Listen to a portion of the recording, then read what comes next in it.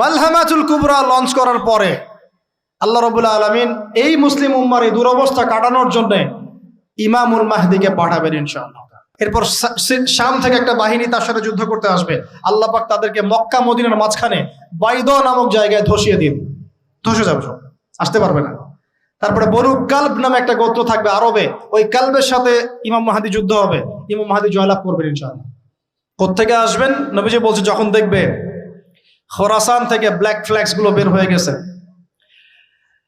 এইভাবে আসছে হাদিসে, বরফের উপরে সাঁতার কেটে হলেও তাদের সাথে যোগ দিব। ওই সময় ওয়ার্ল্ডের অবস্থা কেমন থাকবে আমরা জানি না, হাদিসে এভাবে আছে। নবীজি বলেছেন খোরাসান থেকে যে মুজাহিদিনরা বের হবেন তাদেরকে কোনো বাহিনী পরাস্ত করতে পারবে না, এমনকি তারা জেরুজালেম পর্যন্ত পৌঁছে ওটাকে জয় করবে। হাদিসে আসছে, কিছু করার নেই। হাদিস সহিহ না জয়ীফ না জাল, ওলামায়ে কেরামকে জিজ্ঞেস করে নিন, এটা হাদিসে আছে, কিছু করার নেই। পৃথিবীর ভবিষ্যৎ লেখা হয়ে গেছে। ইমামুল মাহদি এখান থেকে মদিনা থেকে তিনি পালিয়ে চলে আসবেন মক্কায়। তিনি নেতৃত্ব নিতে চাইবেন না, মানুষ জোর করে তাকে নেতৃত্ব দিবে। হাজার আসওয়াদ এবং মাকাম ইব্রাহিমের মাঝখানে তার হাতে বায়াত নেওয়া হবে। কতজন বায়াত নেবেন? 313 জন। 300। এরপর শাম থেকে একটা বাহিনী তার সাথে যুদ্ধ করতে আসবে। আল্লাহ পাক তাদেরকে মক্কা মদিনার মাঝখানে বাইদা নামক জায়গায় ধসিয়ে দিন, ধসে যাবে, সব আসতে পারবে না। তারপরে বনু কালব নামে একটা গোত্র থাকবে আরবে, ওই কালবের সাথে ইমাম মাহদি যুদ্ধ হবে, ইমাম মাহদি জয়লাভ করবেন ইনশাআল্লাহ। তারপরে তিনি সারা ওয়ার্ল্ডটাকে আবার রুল করা শুরু করবেন। হাদিসে আসছে তিনি গুনে গুনে গনিমতের মাল দিবেন না, মুষ্টি ভরে ভরে মুসলমানদেরকে দান করবেন ইনশাআল্লাহ। তারপরে বের হবে মাসিহুদ দাজ্জাল মানুষের রূপে, ওই যে 4টা জায়গার কথা বললাম, সে বের হবে ইত্যাদি ইত্যাদি। এবার সে মানুষের রূপ ধরে আমাদের সমাজে প্রবেশ করবে এবং তার অনুসারীদেরকে নিয়ে ম্যাসাকার করা শুরু করবে। কিন্তু মুসলিমদের মধ্যে একটা বাহিনী শেষ পর্যন্ত তার সাথে যুদ্ধ করতে থাকবে, শেষ পর্যন্ত। লা তুকাতিলুনাল ইয়াহুদ, এমনকি গাছের পিছনে ওরা লুকালেও আল্লাহ নবী বলছেন যে গাছ পাথর কথা বলবে আমার পিছনে আছে, এসো মেরে যাও। হতে হতে হতে হতে যখন মুসলিমরা একটু কোণঠাসা, আল্লাহ পাক পাঠাবেন আসমান থেকে ওই মাসিহকে, যে মাসিহকে তারা চিনতে পারেনি। আর ওরা যাকে মাসিহ মনে করছে, তাহলে এই মাসিহটা কে? এই মিথ্যা মাসিহুদ দাজ্জাল। কথা বুঝতে পারছেন? তাহলে সবচেয়ে বড় প্রতারণার শিকার কারা হচ্ছে? এই ইহুদিরাই। এই বিশ্বের সবচেয়ে বড় প্রতারণার শিকার তারাই হচ্ছে। মাসিহুদ দাজ্জাল ওদেরকেই প্রতারণা করছে। বুঝতে পারেননি কথা? ওদের সাথেই সবচেয়ে বড় প্রতারণা হচ্ছে। ওরা মনে করছে এই সত্যিকারের মাসিহ, সে আসলে আমরা বিশ্ব রুল করবো।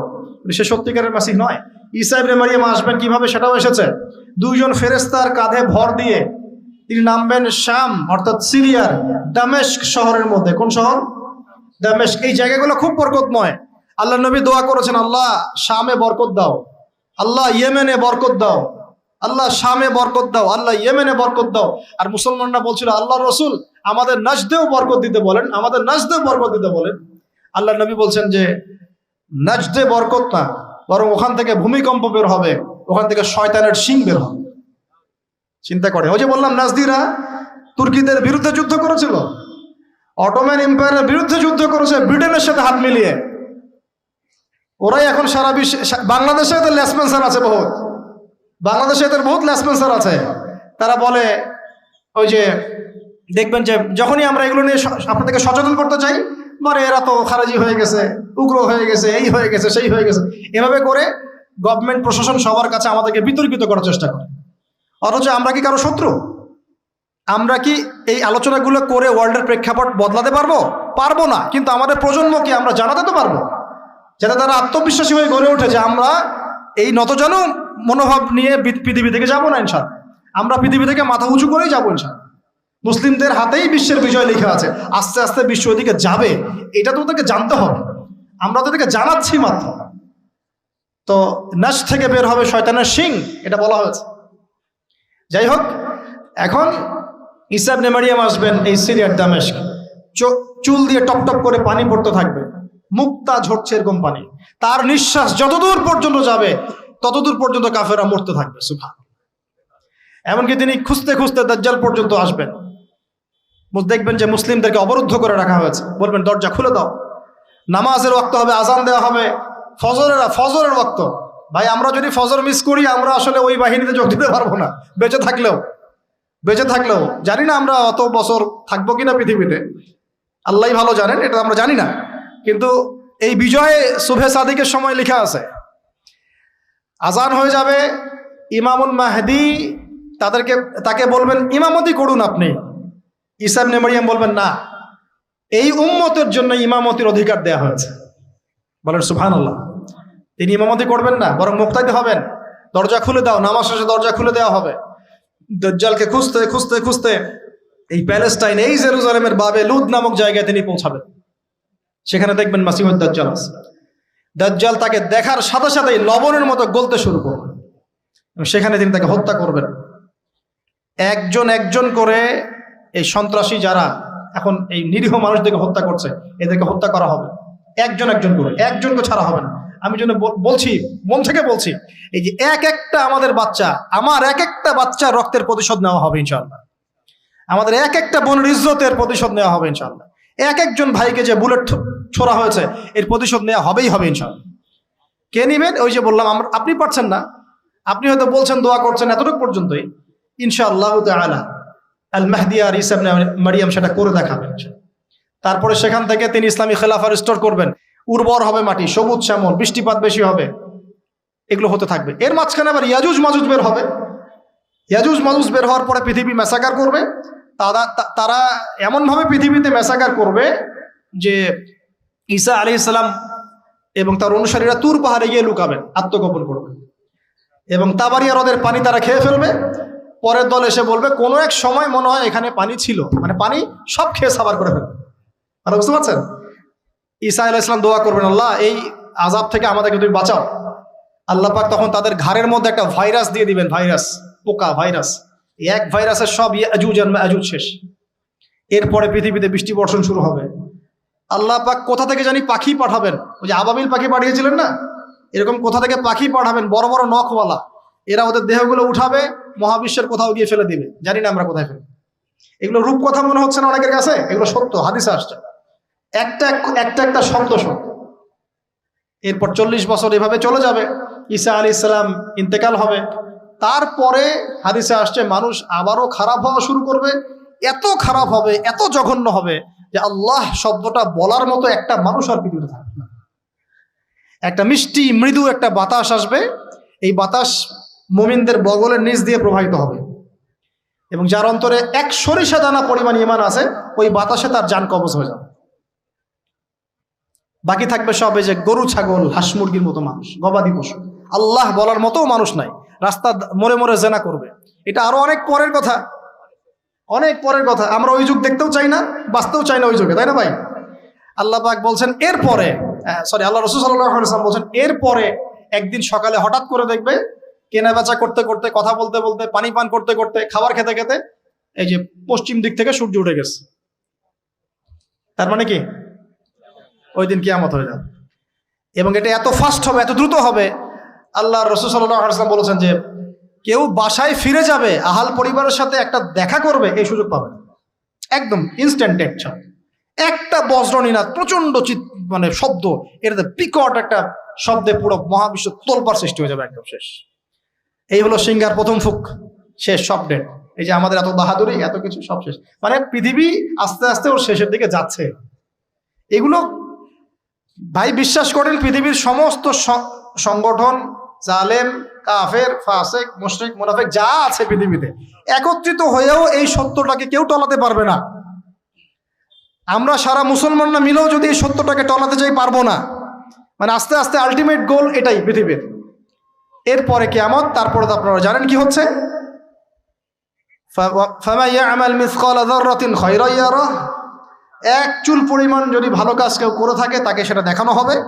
ওয়া মান ইয়ামাল মিসকালা যাররাতিন শাররান ইয়ারাহ, এক চুল পরিমাণ খারাপ কাজ আমরা কেউ করে থাকলে দেখানো হবে।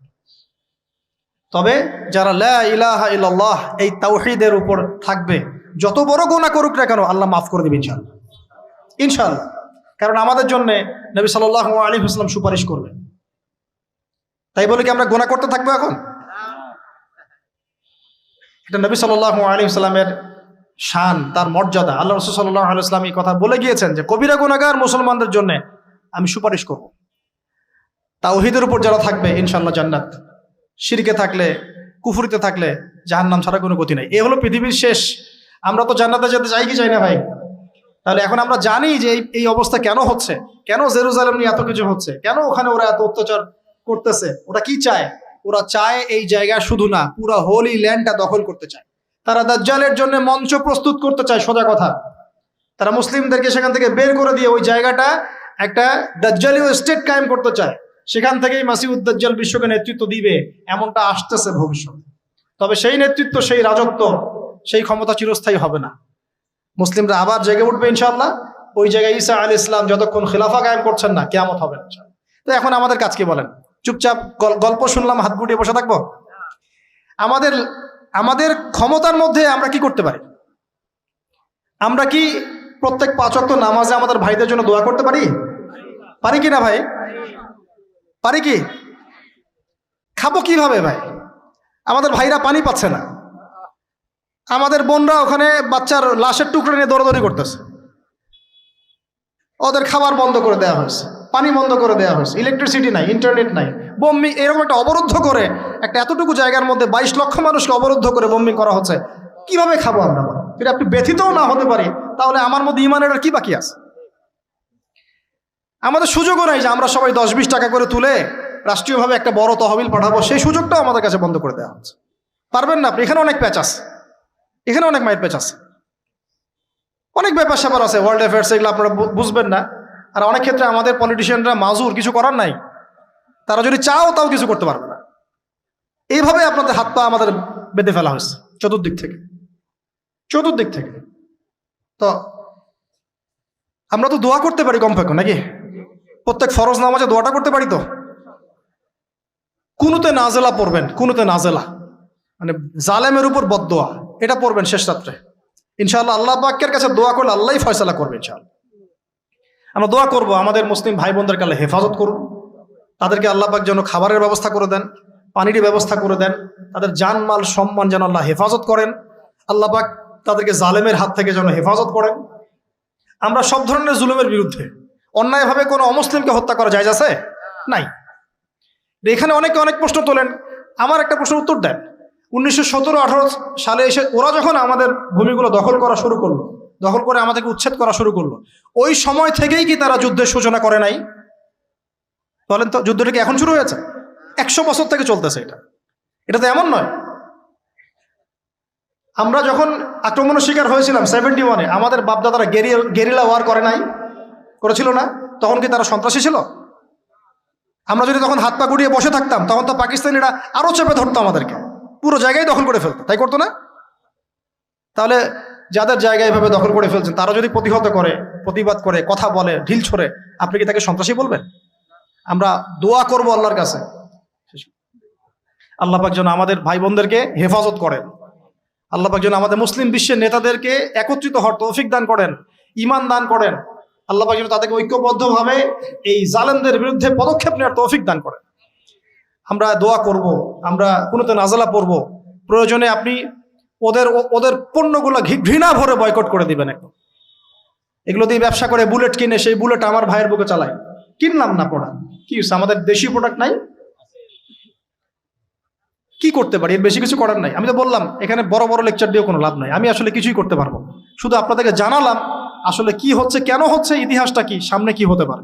আল্লাহ পাক আপনাদের সবাইকে বোঝার তৌফিক দান করুন।